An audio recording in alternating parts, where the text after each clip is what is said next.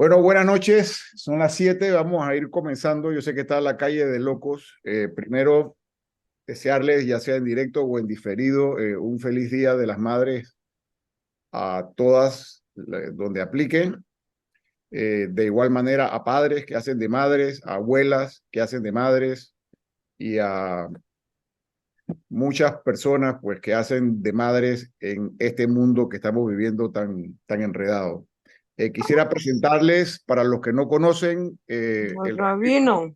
Gustavo nos va a acompañar esta noche. Yo sé que muchos de ustedes lo conocen. La parroquia San Lucas se complace en tener un diálogo que inició a partir del padre Miguel Ángel y que ha continuado interreligioso, y yo pues simplemente lo llamaría que para mí Gustavo y son nuestros hermanos mayores en la fe. No hubiese cristianismo si no hubiera habido judaísmo.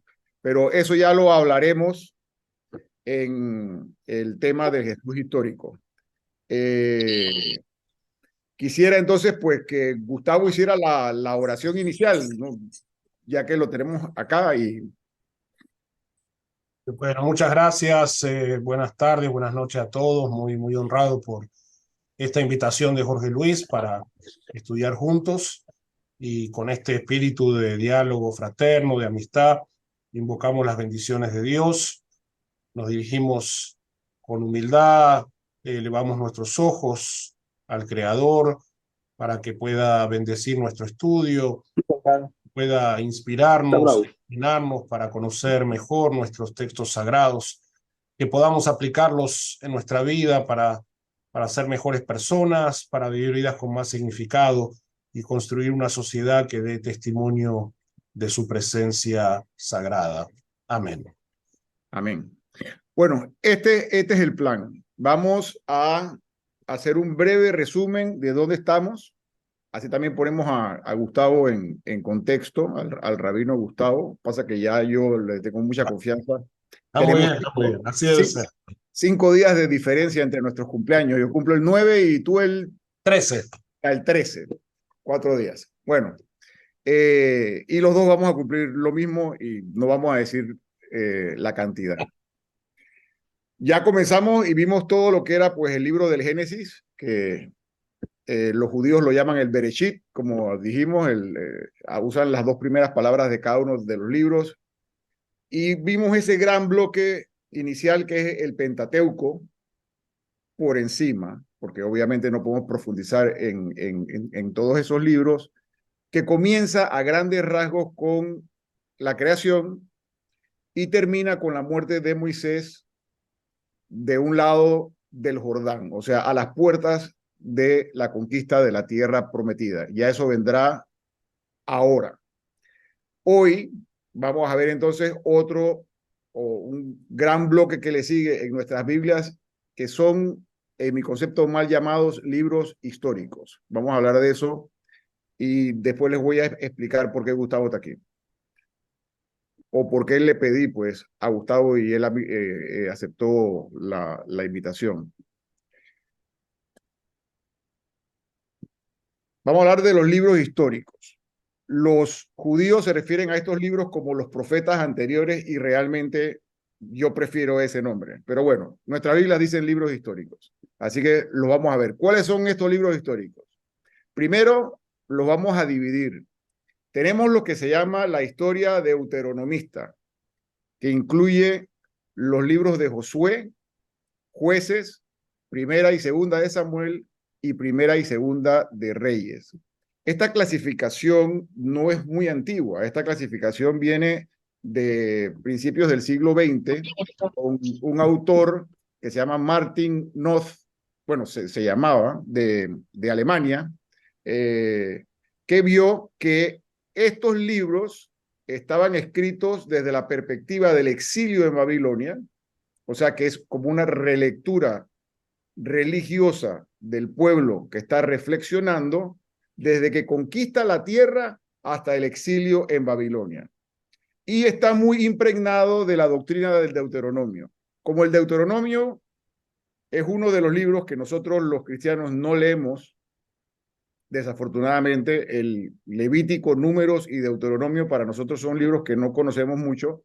Le he pedido a Gustavo que nos explique el Deuteronomio para poder entender lo que está detrás del libro de Josué, Conquista de la Tierra, del libro de los jueces, que es la época antes de la monarquía, y primera, segunda de Samuel y primera y segunda de Reyes. Tenemos que verlo desde dos perspectivas. Acuérdense lo que hemos hablado siempre de las cuatro dimensiones: la dimensión literaria, la dimensión histórica, la dimensión geográfica y la dimensión teológica.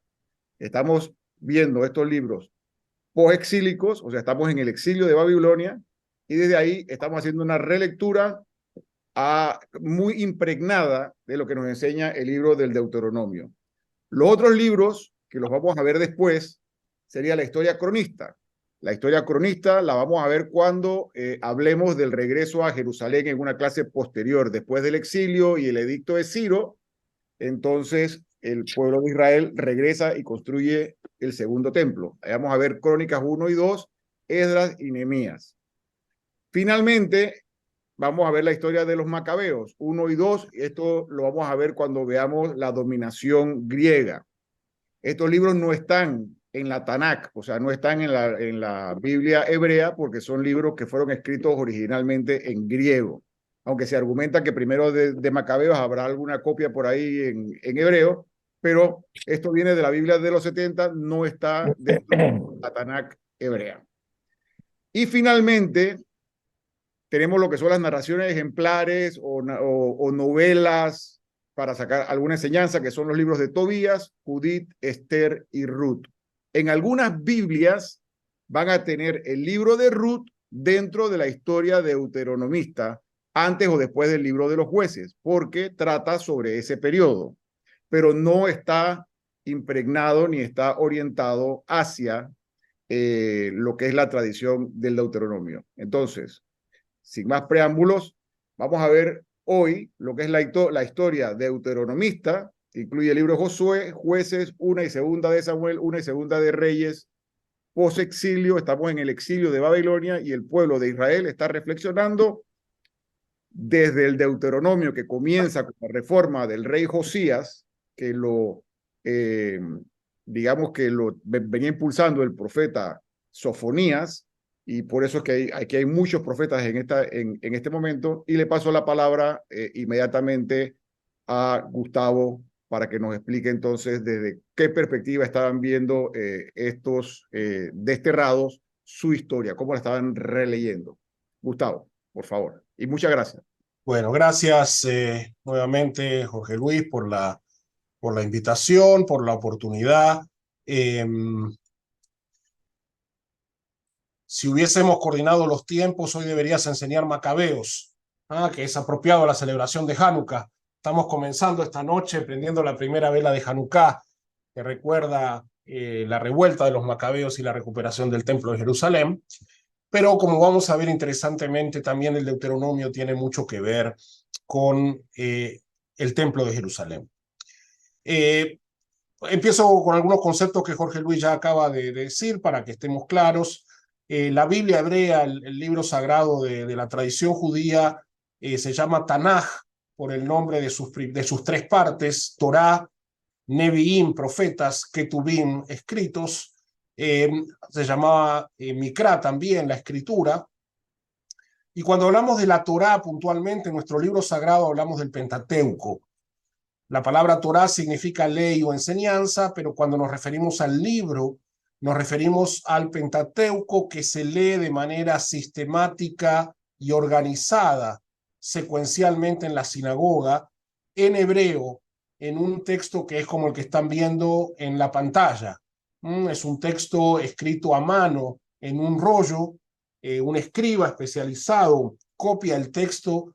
El texto, para ser leído ritualmente, tiene que estar perfecto, no puede tener ninguna falla, ningún error, ninguna letra puede estar en contacto con otra letra. Es un arte verdaderamente, y de un rollo así es que se lee la lectura pública en la sinagoga.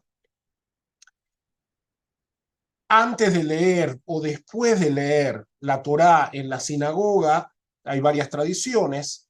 en nuestra sinagoga lo hacemos antes, se levanta el rollo de la Torá, como ven en la imagen, eso no es de nuestra sinagoga, la encontré en internet, y se repite la frase, el versículo del Deuteronomio que pueden ver abajo. Esta es la Torá que expuso Moisés ante los hijos de Israel por boca de Dios en manos de Moisés. La premisa fundamental cuando nos dirigimos al estudio de la Torá, de acuerdo a la visión histórica de la tradición, es que estamos en presencia de un libro sagrado que se origina en Dios. Por lo tanto, el libro es perfecto, por lo tanto, el libro tiene que ser íntegro, por lo tanto, el libro no tiene errores ni contradicciones, etc. Y esa fue la visión predominante hasta hace 200 años, que como vamos a ver, apareció un nuevo enfoque a partir de la investigación moderna que trajo una perspectiva diferente, ¿ok? Pero desde la mirada tradicional, esta era la forma de pensar el texto, un texto perfecto. Pese a que el libro de Deuteronomio nos va a plantear algunos desafíos muy interesantes, como les voy a mostrar enseguida. Los 5 libros de la Torá, Génesis, Éxodo, Levítico, Números, Deuteronomio.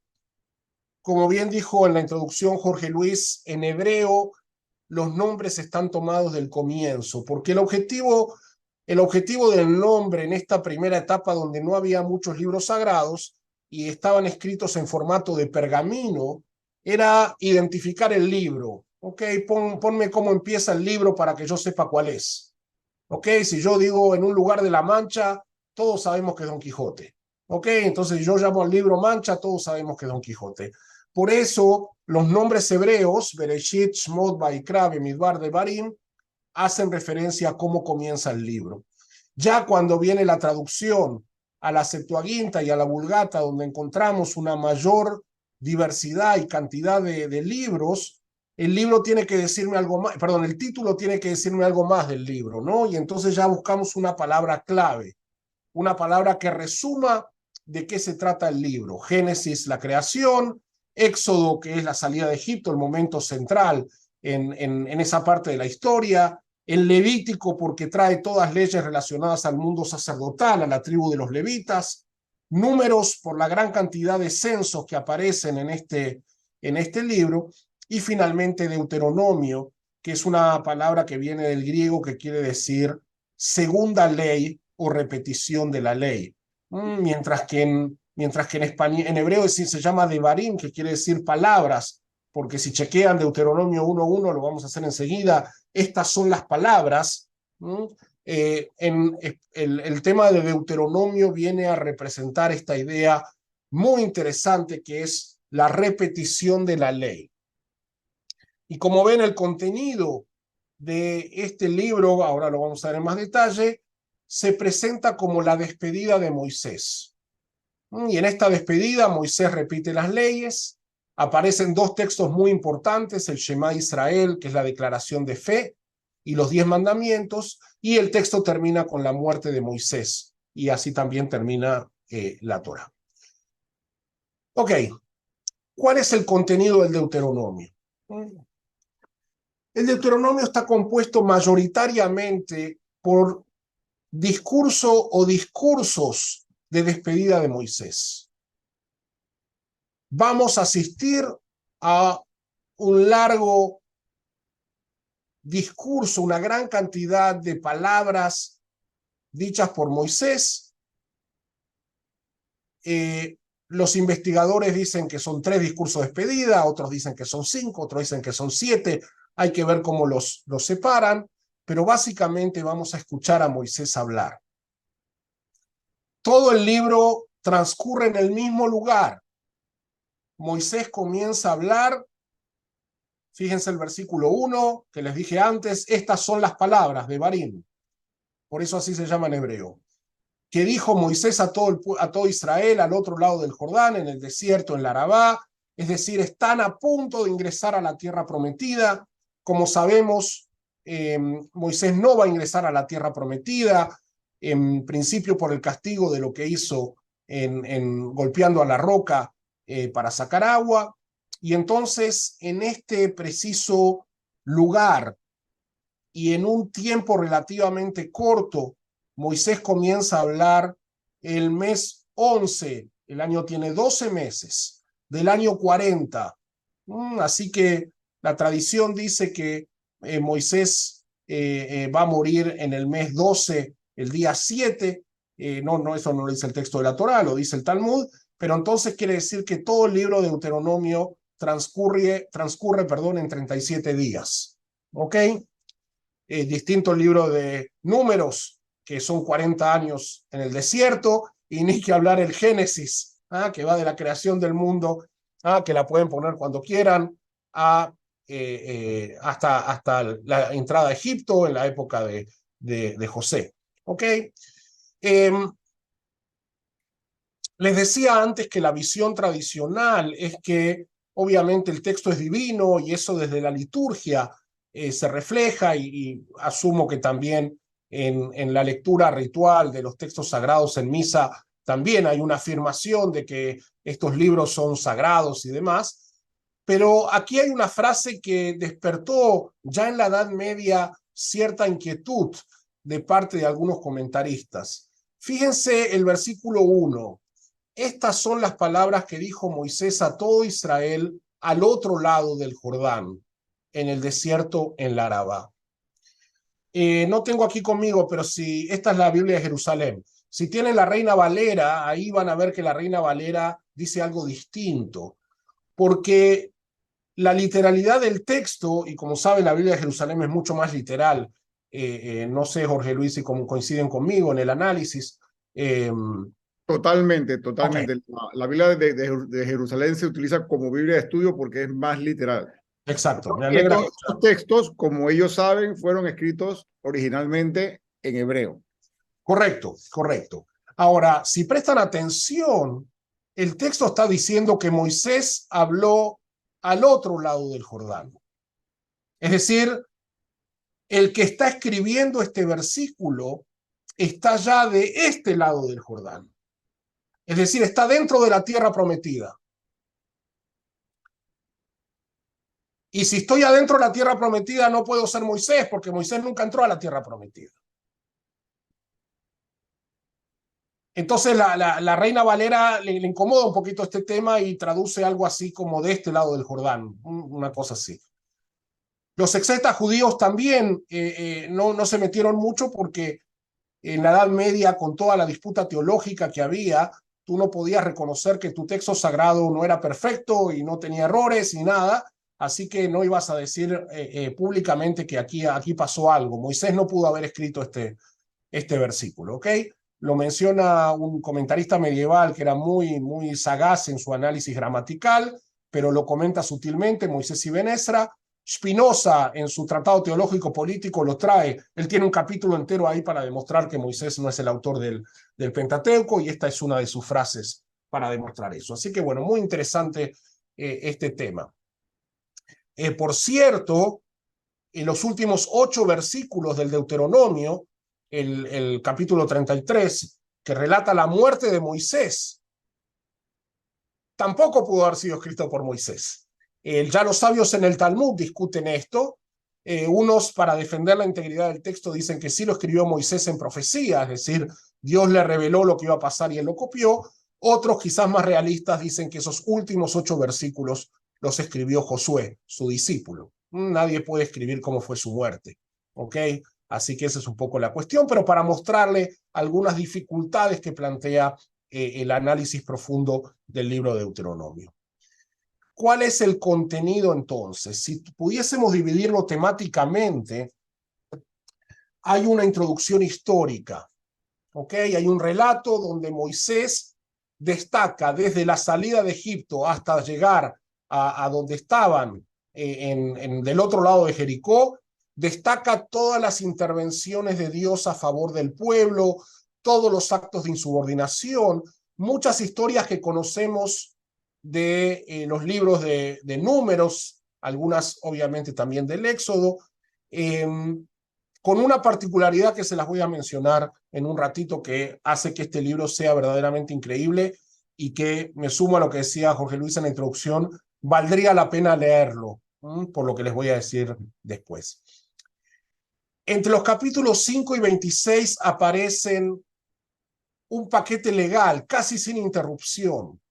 Muchas leyes que aparecen en otros pasajes de la Torá, por eso acuérdense de Deuteronomio, la repetición de la ley, leyes que no aparecen en otros pasajes de la Torá.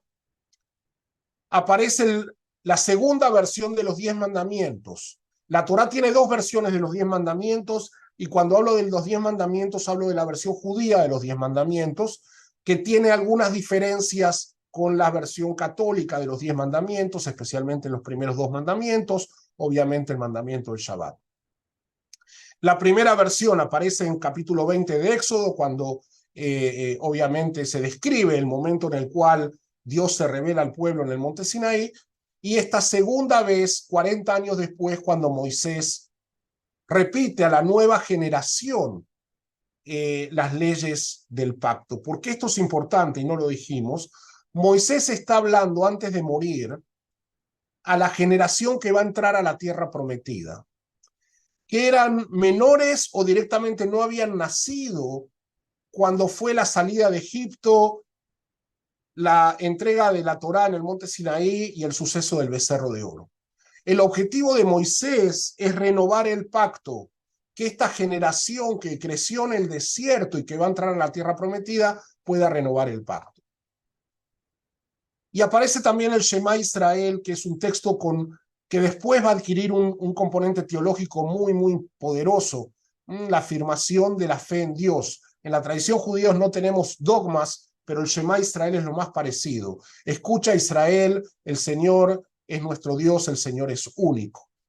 Y este es un texto que se repite litúrgicamente todos los días, en la mañana y en la noche, y que resume la esencia de la fe judía. Son las últimas palabras que debemos decir antes de morir, son las primeras palabras que aprende a decir un niño, etcétera, etcétera. Al final nos encontramos con bendiciones y maldiciones, es decir, y van a ver que esto no es casual, sobre el final voy a mencionar algo de esto, todo reglamento, toda ley, todo pacto tiene que tener claramente castigos y recompensas. Y entonces los capítulos 27 y 28 de Deuteronomio van a traer lo que va a pasar si se portan bien y siguen el pacto, y lo que va a pasar si no siguen el pacto. ¿Ok? Vamos a ver que algunas de las descripciones muy duras que aparecen en estos capítulos describen situaciones que se van a dar históricamente. ¿Ok? Lo que deja entrever, obviamente, que este texto o estas maldiciones vienen a explicar el exilio o situaciones de dominación o cosas por el estilo. En el capítulo 29 y 30 asistimos a una especie de ceremonia de renovación del pacto, y los últimos 3 capítulos traen una suerte de apéndice que les pegaron, ¿no? El nombramiento de Josué como sucesor de Moisés. Hay un poema de despedida de Moisés. Hay 2 grandes poemas en toda la Torá. Está el poema del Cántico del Mar, el capítulo 15 del Éxodo, el pueblo de Israel alabando a Dios después de cruzar el Mar Rojo, y este capítulo 32, que es la despedida de Moisés. Los textos poéticos son muy confusos, usan muchas metáforas, palabras difíciles, hay muchas interpretaciones no tan claras. La bendición de Moisés a las tribus, y finalmente la descripción de la muerte de Moisés. ¿Ok? Presten atención a esta estructura, y si quiten el apéndice y quédense en la cabeza con esto: una introducción histórica, las leyes que conforman el pacto, las bendiciones y maldiciones por el cumplimiento o no del pacto, y la renovación del pacto. La característica principal que hace de este libro un libro único dentro de la Torá es que la mayor parte del libro está escrita en primera persona. Solo por eso vale la pena leerlo. Es decir, Moisés está hablando. Fíjense, les cito un par de versículos ahí. El Señor nuestro Dios nos habló así en el Joreb. Ya habéis estado bastante tiempo en esta montaña. Yo os hablé entonces al pueblo y les dije: no puedo cargar con todos vosotros, etc. El versículo que más se repite en toda la Torá es el que dice: Vayomer Adonai el Moshe Lemor. Habló Dios a Moisés diciendo. ¿Ok? Lo pueden encontrar un montón de veces. En el libro de Deuteronomio dice, el Señor me habló y me dijo. Es Moisés el que está hablando en primera persona y eso ya despertó el interés y la discusión entre los comentaristas, incluso ya en la época del Talmud y después en la Edad Media. ¿Qué quiere decir que está hablando Moisés en primera persona? Es tan sagrado cuando habla Moisés en primera persona que cuando Dios le hablaba a Moisés y Moisés escribía. ¿Cuánto de lo que está diciendo Moisés es divino o acaso tenemos alguna parte no divina? Y si tenemos alguna parte no divina, ¿tiene igual de importancia que el resto de la Torá? ¿Y será que en la Torá hay otras partes no divinas? ¿Y será que podemos cuestionar la autoridad? Se abre una caja de Pandora impresionante, porque como les dije al principio, la declaración de fe es esta es la Torá que Dios le dio a Moisés en el monte Sinaí, y eso es lo que tenemos. Tenemos el texto divino, tenemos la palabra de Dios, y resulta que ahora tenemos que enterarnos que Moisés está hablando. Así que hay todo un tema fascinante en el Deuteronomio que tiene que ver con esa autoría y opiniones medievales de que, bueno, algunas cosas sí son de Moisés, cuando describe las cosas, las maldiciones que le van a caer al pueblo si no cumplen el pacto, viene Moisés, etcétera, etcétera. La ideología del libro, y esto es lo que les interesa o lo que les debe interesar como introducción a lo que viene de la historia deuteronomista. El libro tiene una ideología muy clara, muy clara y muy diferente al resto de la Torá. El concepto central es que hay un pacto de Dios, una alianza de Dios con el pueblo de Israel. Y esa alianza se canaliza en una relación recíproca de amor. Ese amor que exige compromiso, que exige lealtad. Rechazo total a toda forma de idolatría. El libro de Deuteronomio está obsesionado con el tema. Descrito como previo a la entrada a la tierra prometida, le angustia profundamente que esta relación del desierto, de vulnerabilidad, de desprotección, que hace aferrarse a la fe en Dios, se acabe ahora que vamos a cosechar y va a haber abundancia y vamos a encontrar dioses locales. No es casual que los profetas clásicos hablan de la época ideal de amor entre Dios y pueblo de Israel en el desierto. ¿Por qué? Porque en el desierto necesitábamos a Dios como pueblo. Y ahora en la abundancia de la tierra, no nos vamos a abandonar y vamos a dejar esa relación de amor y vamos a experimentar otras cosas. Y este es un concepto que van a ver mucho en los libros de la historia deuteronomística, ¿no? La obsesión contra la idolatría y el abandonar el camino de Dios. La creación de una sociedad teocrática que incluye la posibilidad de un rey, pero un rey que va a estar sujeto a la ley de Dios. Deuteronomio, a diferencia de los otros textos, hace referencia a la ley del rey, la posibilidad de que haya un rey, pero con reglas. Y la regla más importante es que quien decide, obviamente, todo es Dios. Y el punto absolutamente revolucionario que ha sido la clave para entender históricamente el lugar del Deuteronomio es la centralidad de Jerusalén. ¿Ok? Ustedes me dirán, ¿cómo es posible que un libro que fue escrito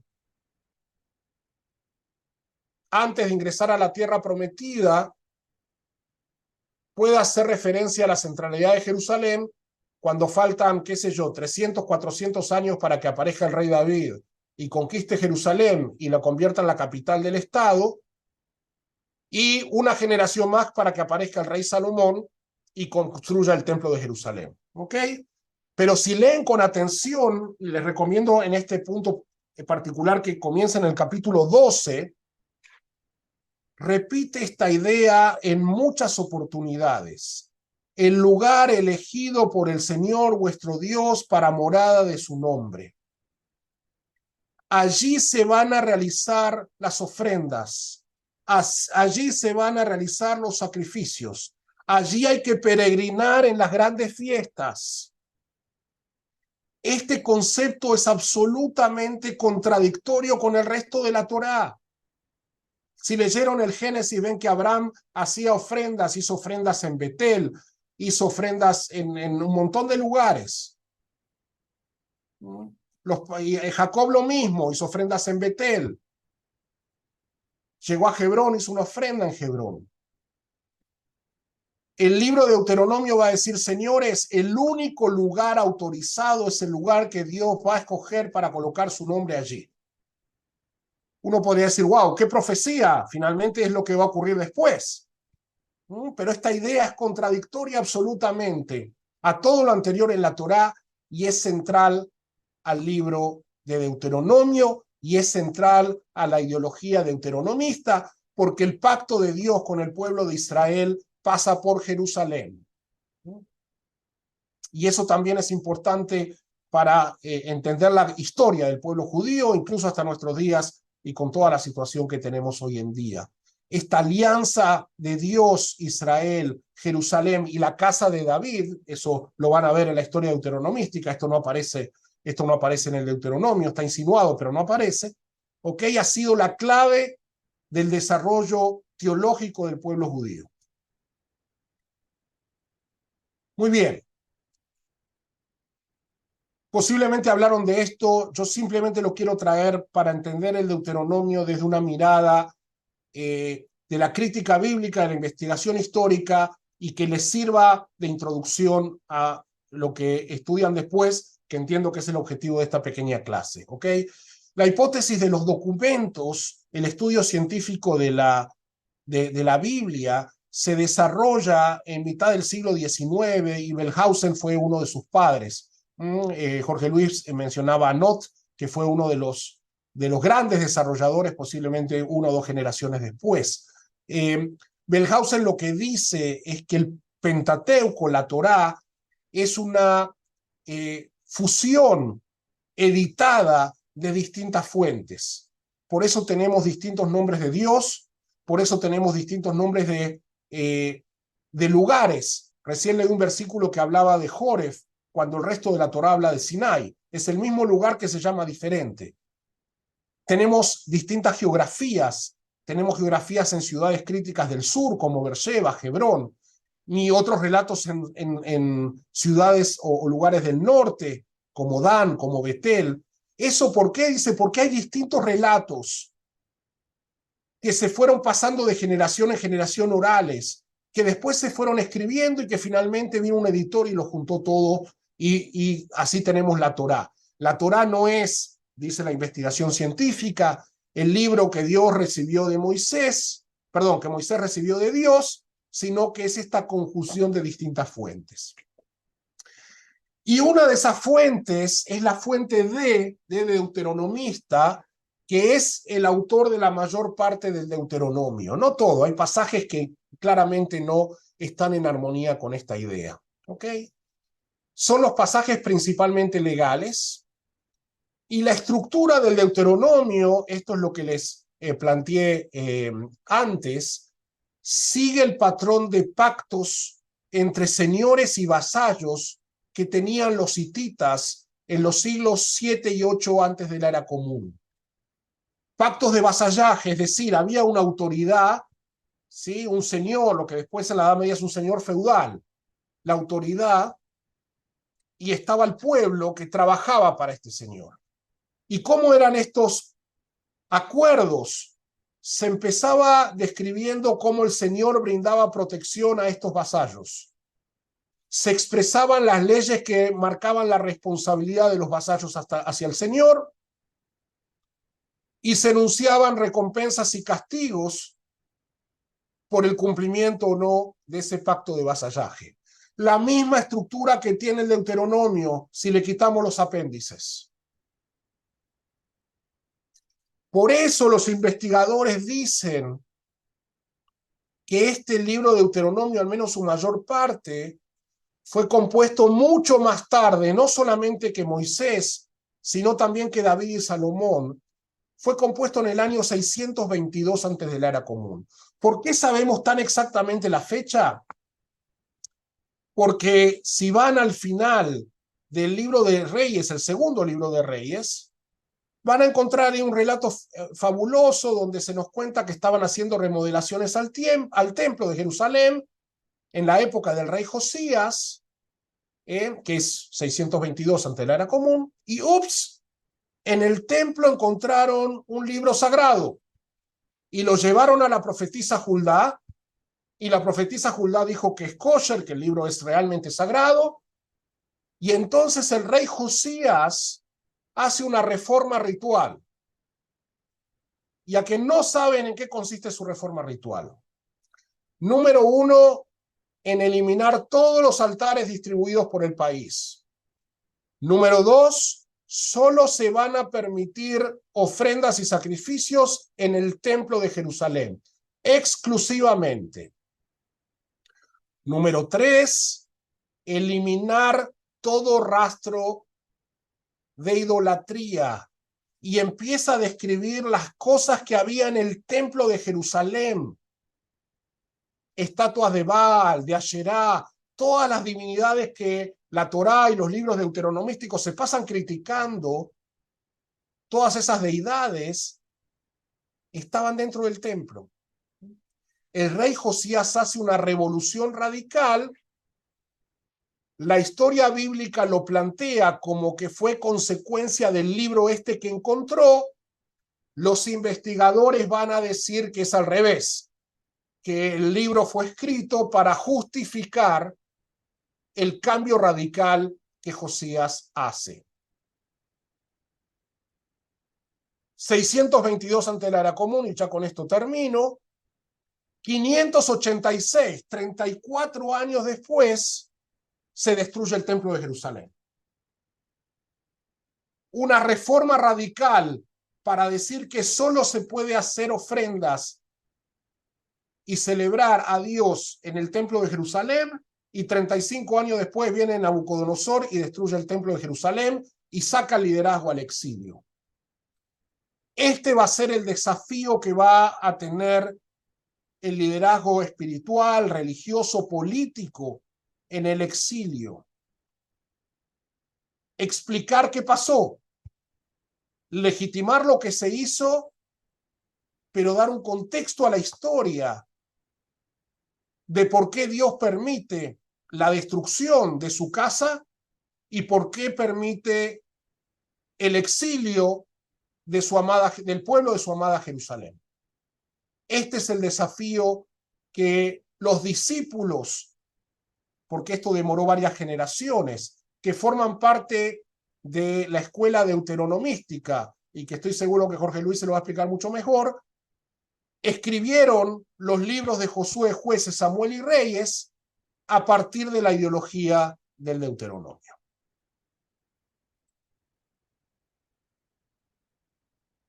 No sé si hay preguntas, comentarios. Bueno, abrimos a preguntas. Recuérdense que el Deuteronomio está en la base de todos los llamados libros históricos, que entiendo que ustedes le llaman profetas anteriores, ¿no?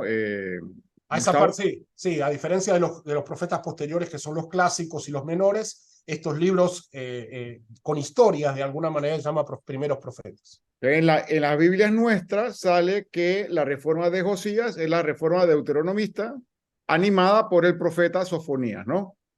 Que fue uno de los tutores. Y luego en ese tipo de lectura es que se relee desde la conquista hasta el destierro. La idolatría es central, ¿no? Poniéndolo un poco cómico, bueno, no cómico, esto no puede ser cómico, pero poniéndolo un poquito así en lenguaje mundano, Yahvé era muy bueno para liberarnos de Egipto, Yahvé era muy bueno para guiarnos por el desierto, Yahvé era muy bueno para alimentarnos en el desierto, pero siempre hemos hablado aquí en el curso de esa tensión que hay entre el nomadismo y el sedentarismo. Cuando el pueblo se sedentariza, ya Yahvé no sabe nada de lluvia, ni Yahvé sabe nada de fertilidad, y por eso es que en estos libros se va a encontrar mucho a Baal, que es el rey cananeo de la lluvia, y a Astarte, su esposa, que es la reina, digamos, de la fecundidad. Entonces, el tema de la idolatría es central en estos libros, como Sí, acabas el mejor ejemplo bien simpático es el libro de los jueces, ¿no? El pueblo se olvidó se repite todo el libro de jueces, ¿no? El pueblo se olvidó de Dios, fue a través de idólatras, entonces Dios le envía un poder externo que los somete, los maltrata, el pueblo se arrepiente, les manda un juez que los salva, el juez lucha, el pueblo se redime, viene un periodo de prosperidad, hasta que otra vez se olvidan de Dios, siguen a los otros dioses, vuelve a mandar un poder, el mismo ciclo se repite una y otra vez, ¿no?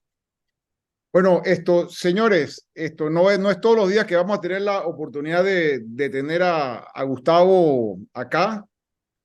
Si alguien tiene alguna pregunta que le quedó de lo que hablamos del Génesis, del Éxodo, es bien importante toda esta base que tenemos del Deuteronomio para poder entender ahora la historia deuteronomista, que es sabrosa leerla, aunque hay que leerla bajo estas claves. Y digo sabroso haciendo la salvedad que hay pasajes muy sanguinarios dentro de estos libros, de que uno diría, oye, pero es un libro sagrado, no es un libro que está tratando de explicar un mensaje y que este mensaje lo explica de una manera simbólica. Yo siempre les he dicho a ellos que la manera de pensar oriental es más simbólica y que la manera de pensar occidental es más, digamos, más al estilo griego, ¿no? Y ese fue también uno de los grandes problemas que hubo con la conquista griega. Era una manera muy diferente de pensar. Pero no sé, nadie tiene ninguna pregunta. Todo el mundo está contento, satisfecho.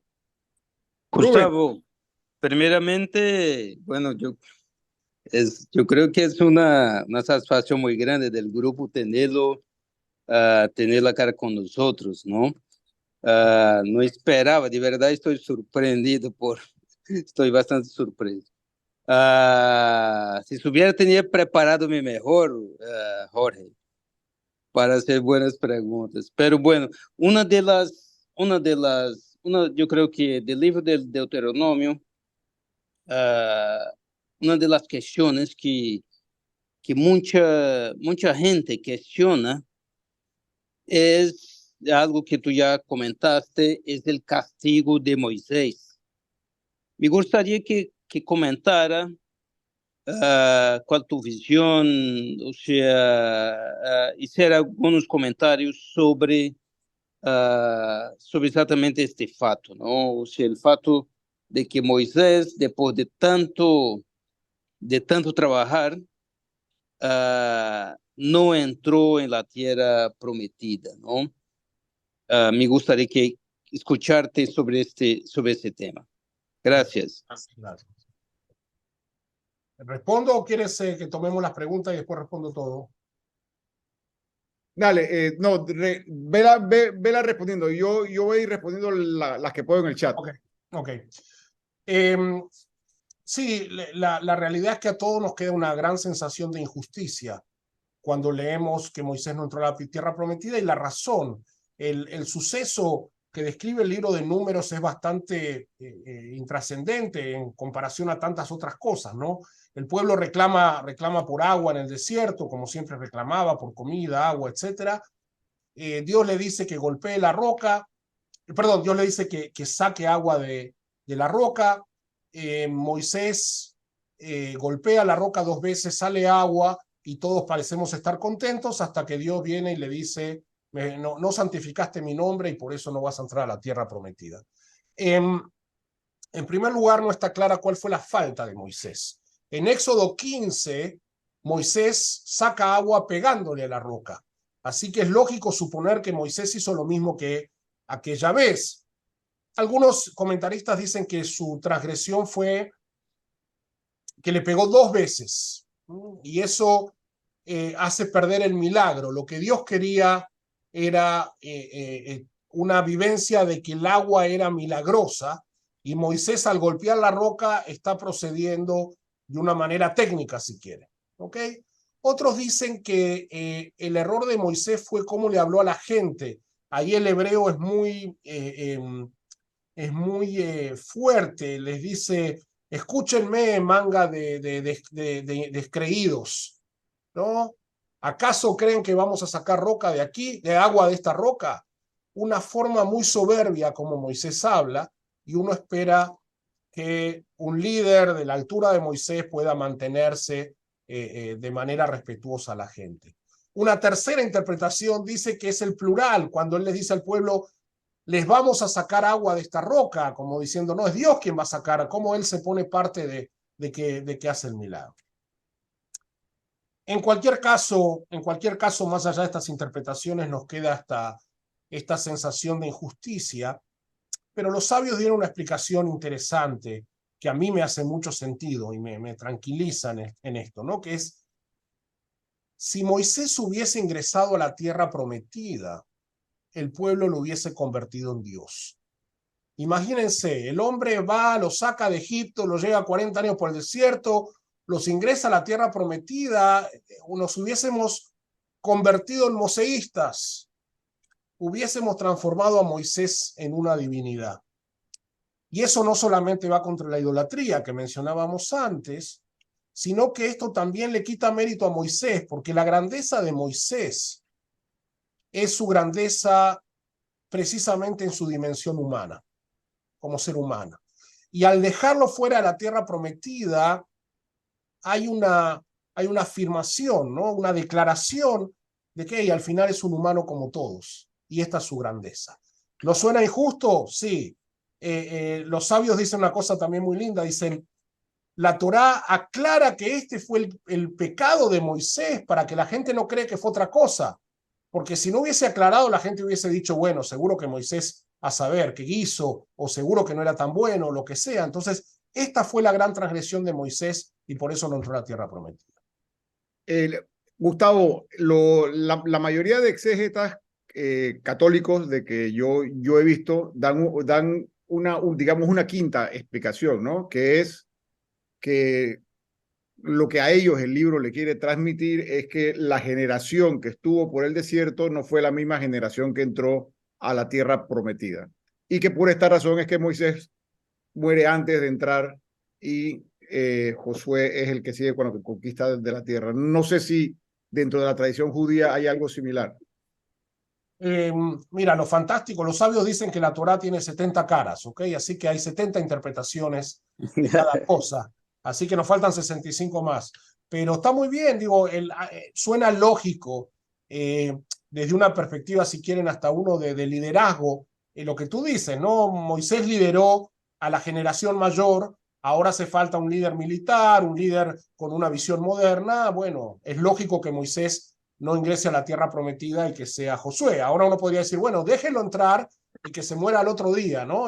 Pero que entre a la tierra prometida y que haga realidad su ilusión y lo que sea, ¿no? Así que esa es la sensación de incomodidad que nos deja el texto de que Chuzo podía haberlo dejado entrar, ¿no? Bueno, Gustavo, pero si leemos el Nuevo Testamento, podemos ver que en la transfiguración Moisés representativamente entra en la tierra prometida porque tanto Elías como Moisés se le aparecen a Jesús, ¿no? Pero bueno, eso es un tema de cierta broma entre los teólogos con la injusticia que se comete con Moisés. Rubén, siga. Disculpa, me gustaría, Gustavo, de conocer la visión de ustedes, de usted especialmente. Nosotros, para nosotros los católicos, leemos la Biblia, especialmente los primeros capítulos de Génesis, con una visión no literal, ¿no? Claramente no literal, Adán y Eva, o sea, isso todo nos passando, o dilúvio, nos passando mensagens, não? Ou seja, o autor sagrado quer nos passar uma mensagem. Especialmente del primero hasta el 11º, hasta el capítulo 11, ¿no? ¿Qué visión tiene ustedes? Esa es una pregunta, me gustaría ya hacer las dos, porque si no Me aparece otro ahí queriendo hacerlo. Esa es la primera pregunta, ¿no? O sea, ¿qué visión tiene ustedes sobre estos? Para que nosotros, o sea, no son como leyendas, pero son cuentos que nos pasan determinados mensajes, ¿no? Que tienen un objetivo específico. Y la otra cuestión que me gustaría conocer tu visión era que la conquista de la tierra prometida o sea, la tierra prometida ya estaba ocupada, ¿no? Y por determinados pueblos. Y esa conquista, incluso hay un término, anatema, o sea, exterminio, ¿no? ¿Cuál es la visión de esta conquista, o sea, de las guerras, del término anatema de ustedes? Me gustaría también escuchar tu comentario. Gracias. Okay. Buenas preguntas las dos. Claramente el objetivo de la Torá es describir la alianza entre Dios y el pueblo judío. Por eso la importancia de el Génesis para explicar el origen, ¿ok? Hay un comentarista que dice que la Torá debería empezar en el capítulo 12 del Éxodo, que es cuando Dios le da el primer precepto al pueblo de Israel, cuando dice: este mes será para vosotros el primero de los meses del año. ¿Ok? Que todo lo otro viene a explicar cómo llegamos hasta ahí, ¿no? Entonces yo te diría que en ese sentido el objetivo de la Torá no es un libro de ciencias, ¿ok? Es un libro religioso que viene a contar una verdad religiosa que necesita explicar quién es el sujeto de esa verdad. Entonces, ¿quién es este pueblo de Israel?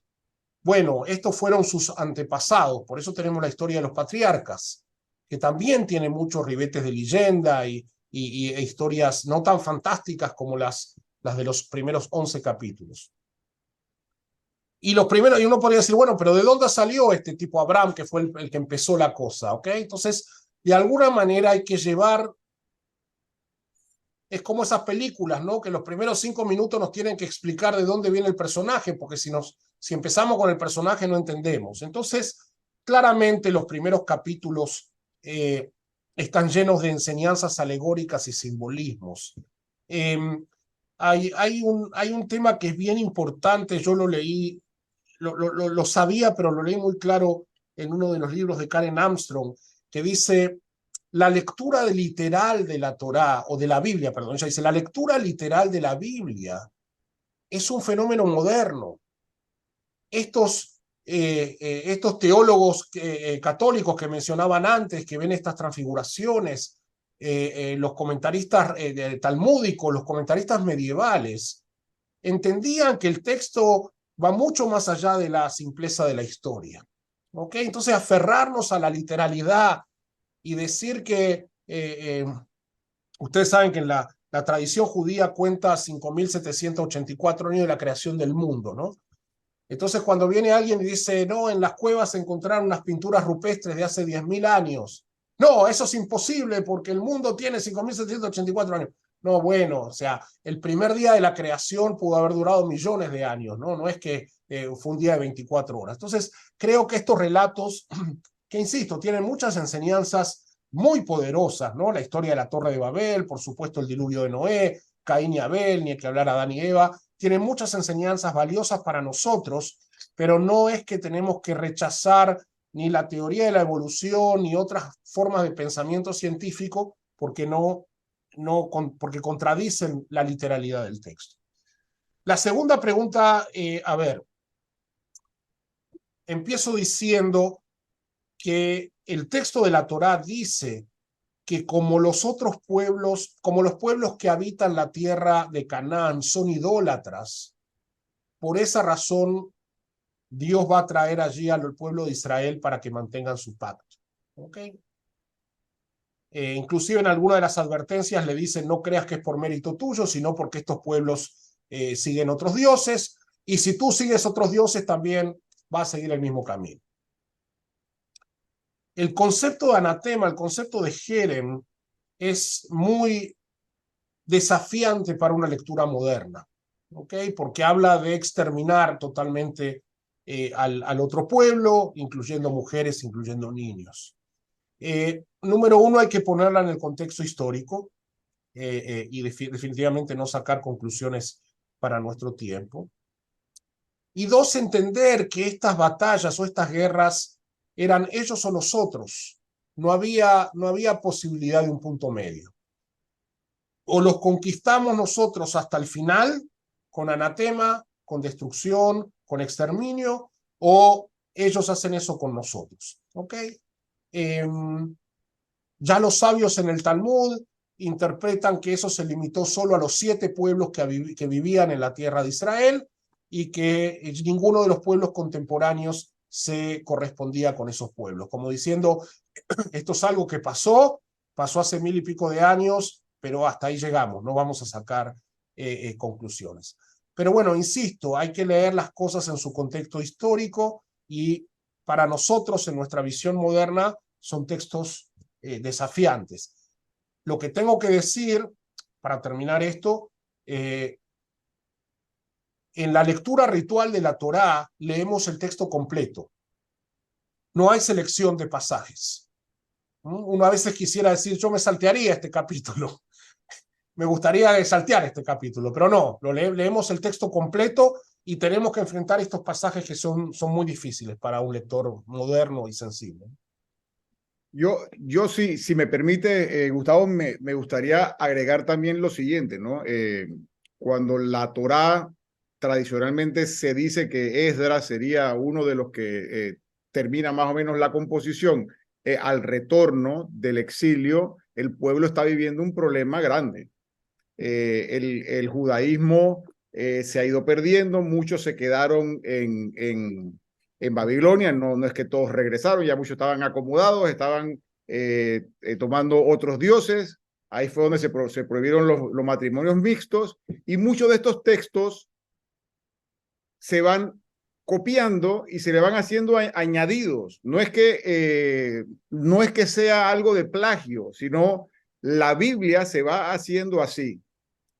Tradiciones orales se pasan a escrito, primero posiblemente por Josías, luego en Babilonia, y se le da el toque final para justificar la realidad histórica y geográfica de un retorno muy accidentado que tuvo el pueblo de Israel para la reconstrucción o para la construcción del segundo templo bajo el edicto de Ciro, bajo el dominio persa. Entonces, es un pueblo que está estratégicamente muy bien puesto, Israel, y que por esta razón, pues grandes potencias siempre han estado pasando por ahí. Entonces, no se puede tomar esos textos de forma literal. El exterminio, los exégetas católicos hablan de que el exterminio es simbólico, es simplemente quieren exterminar la idolatría. Lo que quieren exterminar es la idolatría que va. Si ustedes agarran el libro de los jueces, que lo vamos a ver en la siguiente clase de la historia deuteronomista, como dice Gustavo, eso va en una espiral descendente. Al principio es Baal y Astarte. Y cuando llegamos al 12º juez, ese adoraba a todos los dioses cananeos habidos y por haber. Entonces, el tema de la idolatría pues va muy, muy en contra de la religiosidad del pueblo y se le echa o se le responsabiliza de todos los desastres que vinieron, gran parte a la idolatría. Gustavo, corrígeme por favor si estoy... Es correcto. Ahora, la paradoja interesante del caso es que como la investigación moderna nos demuestra que estos textos fueron escritos a posteriori, no necesariamente contando historia que pasó, sino como hubiesen querido que pase, no hay pruebas, número uno, de que estos exterminios se llevaron a cabo. Y dos, como van a ver en el libro de Jueces, durante siglos siguieron existiendo filisteos y cananeos y otros pueblos que seguían conviviendo en la zona. Eso era la fuente del conflicto y la disputa. Entonces, no es por justificar ni hacer apología, pero está claro que la conquista que describe el libro de Josué no necesariamente refleja la realidad de lo que pasó. De hecho, los israelitas no logran establecerse en muchas partes del territorio. Hay un arqueólogo israelí muy polémico, se me fue el nombre ahora, La Biblia Desterrada es el libro de él. Un segundo, ya les digo.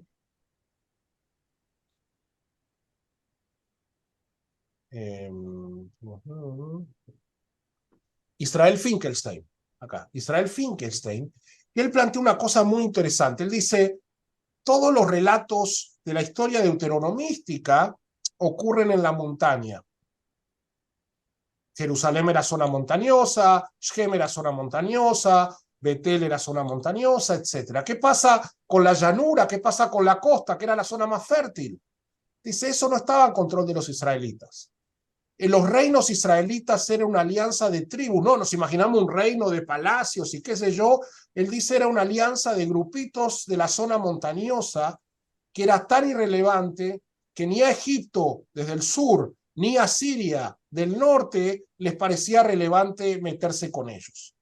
Las potencias, como siempre ocurre, ¿no? Controlaban la llanura, que era la parte fértil donde pasaba el comercio, etcétera, y los israelitas vivían en esta zona montañosa con su independencia, entre comillas, pero poco relevante para la geopolítica de la época. Ok, Juan. Sí, bueno, primero que nada felicitar la presencia de Gustavo. Creo que este curso de introducción a la Biblia ha pasado de ser de introducción a una cosa un poquito o bastante más profunda, enriquecida he entrado tarde, entiendo que tú eres judío, por el contexto de lo que estoy escuchando, ¿no? Y rabino. Rabino, por razón, definitivamente. Entonces, cada vez a mí, la verdad, yo antes de este curso pude leer algo y sé que hay mucho simbología, hay personajes que le dan, es decir, un rol o unas palabras que en realidad es un mensaje que se quiere transmitir. De nosotros que siempre tenemos la tradición y el sesgo de ir a la historia, y de por sí la historia nunca es completamente cierta, sino es como la narran los vencedores o los que finalmente escriben.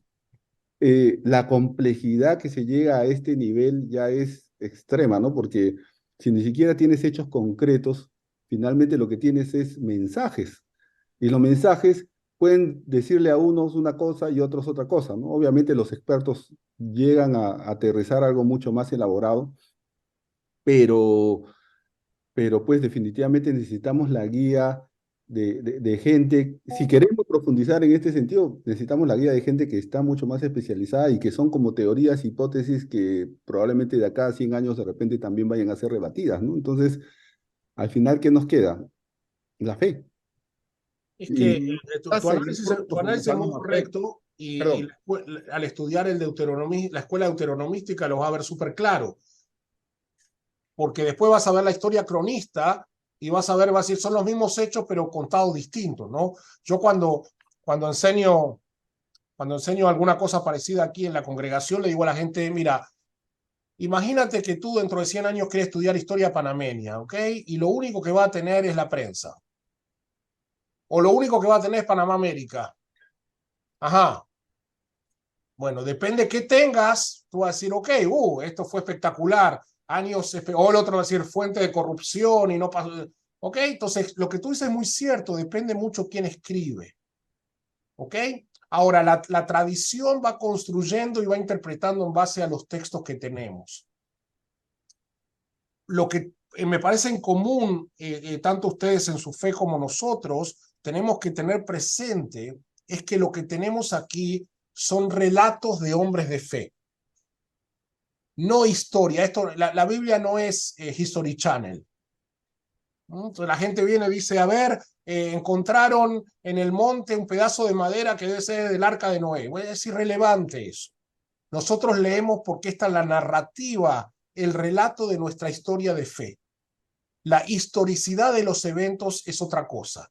Si yo te pregunto, estamos en víspera del Día de la Madre, ¿ok? Si yo te pregunto a ti quién es la mejor mamá del mundo, te voy a decir la mía, ¿ok? ¿Es históricamente cierto eso?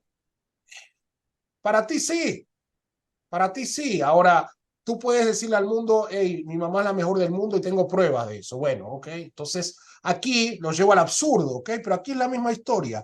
Este es nuestro relato, esta es nuestra narrativa. De aquí venimos, así nos vinculamos con la tierra, así llegamos, como lo contó una gente que tiene una ideología. Los deuteronomistas tienen una ideología y van a contar la historia de Josué, de jueces, de Samuel y de reyes con su ideología en la que van a adaptar todos los acontecimientos para justificar su ideología. Y si yo creo que todo lo que pasa es voluntad de Dios, te voy a decir que, no sé, el terremoto fue porque la gente se portó mal y el COVID vino como un castigo de Dios porque la gente no hacía caso y yo me gano la lotería porque Dios me quiere mucho. ¿Ok? Y si no me la gano, voy a decir que en realidad Dios sabe que yo fui un pecador y no me la gané. Entonces, los relatos bíblicos son relatos de fe con una ideología determinada. Si los vamos a ver como verdad absoluta, eh, a alguno quizás les sirva, pero no es ni el objetivo del libro ni la lectura inspiradora. ¿Ok? No es ni un libro de ciencia, no es ni un libro de historia tampoco. Es un relato de fe.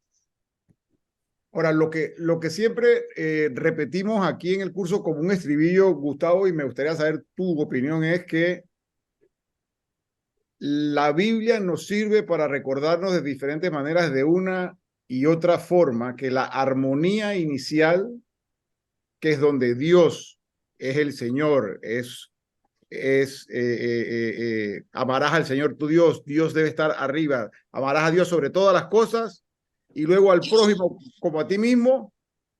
Cada vez que se rompe esa armonía y alguien quiere ser Dios y quitar a Dios de su puesto, vienen todos estos problemas que se narran de diferentes maneras.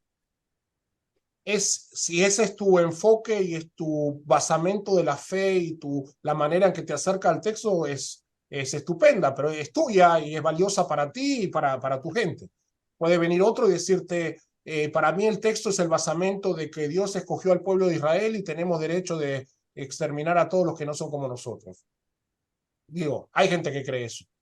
¿Ok? Ahora, hay gente que te va a decir, tenemos derecho a la tierra de Israel porque la Torá dice tal cosa, y bueno, y otro te va a decir, tenemos derecho a la tierra de Israel porque el Islam, el Corán dice tal cosa. Bueno, digo, ya cuando hay choque de intereses es más complicado.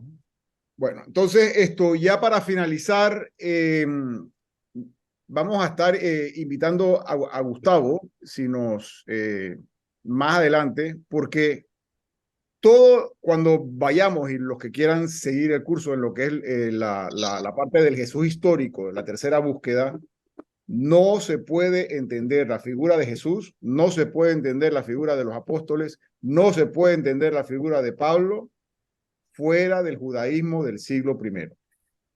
Entonces, Jorge, ajá, Rubens, disculpa. desculpa, que no podría perder la oportunidad. Hoy empieza la fiesta de Hanukkah, ¿no? Entonces, como confirmó Gustavo, y me gustaría hacer una pregunta sobre el libro de los Macabeos, ¿no? O sea, la fiesta es una fiesta muy importante, es un evento histórico muy importante para el pueblo judío, representa la liberación, o sea, pero el libro de los Macabeos no fue considerado en la Tanakh por el fato de no ser escrito en griego, pero, o sea, un evento tan importante. Y me gustaría que hiciera ese comentario, por favor, Gustavo, si es eso, si no es, o sea, ¿por qué que no entró? Porque de verdad es algo muy importante. Bueno, gracias, Rubén, buen punto. Hanukkah no es una fiesta importante. Se volvió importante en los últimos 100 años, posiblemente por competencia con la Navidad y todo ese espíritu de fiesta que hay a fin de año. Y alguien dijo, hey, nosotros también queremos tener algo de eso. Y apareció y es muy chévere. Y la idea de los regalitos que no estaba, antes era, en la Edad Media era darle unas monedas a los niños para motivarlos, se convirtió en esta parafernalia de regalos, etc. La razón de que los Macabeos, Macabeos 1 y 2 no hayan entrado en el canon bíblico El canon bíblico judío fue realizado al final del siglo I, después de la destrucción del primer templo, cuando hubo que refundar este judaísmo ya sin templo. Cuando los sabios discutieron cuáles eran los libros sagrados que debían ser incorporados al canon, la definición que usaron es los libros que con su contacto impurifica las manos, establecieron que los libros sagrados eran aquellos que habían sido escritos bajo inspiración divina, según el Ruach HaKodesh, el Espíritu Santo. ¿Ok?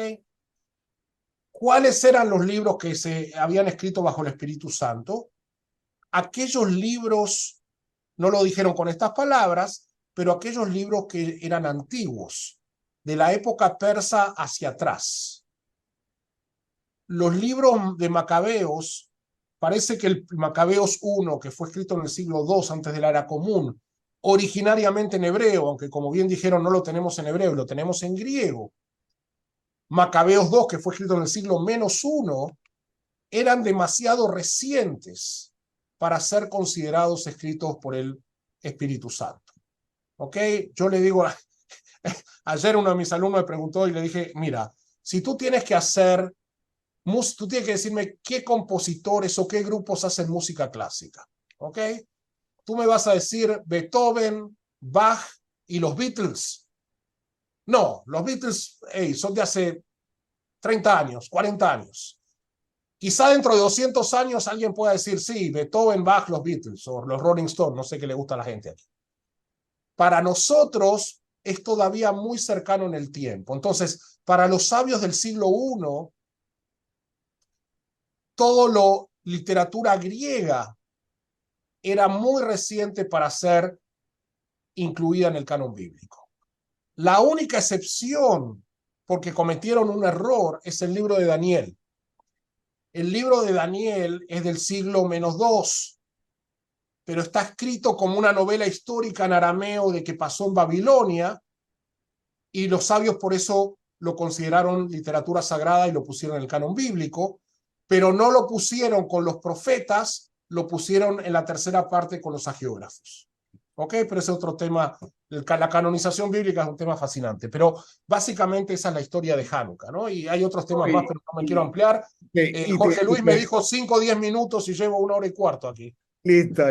No, y te agrego, ¿no? Que en el tema de Daniel hay agregados que están escritos en griego que no forman parte de la Tanakh. La Septuaginta es otra cosa. Bueno, Gustavo, muchas gracias. No sé si nos dejas con una reflexión final con respecto a nuestro acercamiento hacia estos textos bíblicos que nosotros llamamos palabra de Dios. Te dejo la palabra. Bueno, y te agradezco enormemente por habernos acompañado. Gracias por la invitación, mucho gusto y felicitaciones por tener un espacio de estudio bíblico.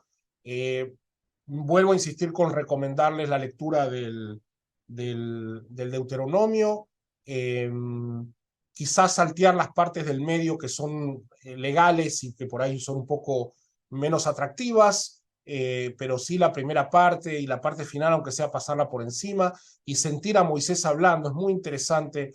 La verdad que el libro de Deuteronomio vale la pena. Y lo importante es entender este juego, ¿no? Los sabios leían con un ojo el texto y con otro ojo miraban a su congregación. Hay que hacer este ejercicio de obtener inspiración, guía, para que las palabras tan antiguas, llenas de enseñanzas de nuestros textos sagrados, puedan verse reflejadas en nuestro presente. Sacar aquello que nos incomoda o no leer literalmente lo que nos incomoda, y tener la honestidad intelectual para hacerlo, a veces con la ayuda de un maestro que nos guía, a veces recurriendo a nuestra propia capacidad, pero entendiendo que estos libros tienen muchísimo para darnos, hay mucho alimento para nuestro espíritu, así que en este espíritu de fiestas de fin de año, de Adviento, de Hanukkah, que están conectadas en la luz de las velas, que podamos traer un poco más de luz a través del estudio y la reflexión en estos tiempos que a veces resultan tan oscuros. Muchas gracias. Bueno, amén, Gustavo, que Dios te bendiga y que Dios bendiga a todas las mamás que están aquí en el grupo, para todos los que celebran el Día de las Madres mañana. Feliz día para todos. Gracias, Chau, Gustavo. chau. Feliz Buenas día. noches a todos. Hasta luego. Nos vemos ahora, Juan. A la madre. Gracias. Hasta Feliz luego. día de la madre. Buenas noches a todos. Bendiciones. Excelente, Buenas Richard. noches.